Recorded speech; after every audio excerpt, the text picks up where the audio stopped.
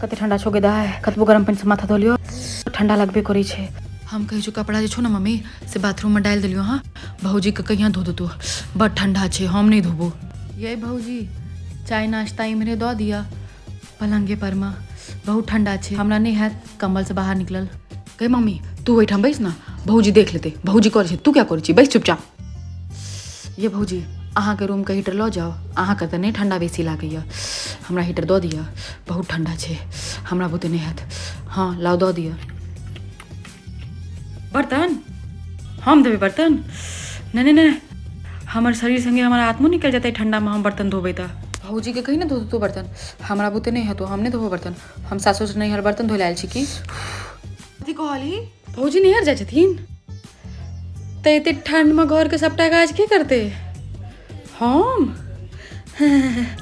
हम काज करबो गाय, हम तो सासुर से अपने आयल छी नहीं हर काज दुआरे, हमारा बुते नहीं है तो।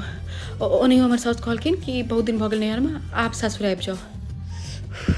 एते ठंड में हम एलहुँ हाँ सासुर से नैहर काज करेला, हम जाइ छी अपन सासुर।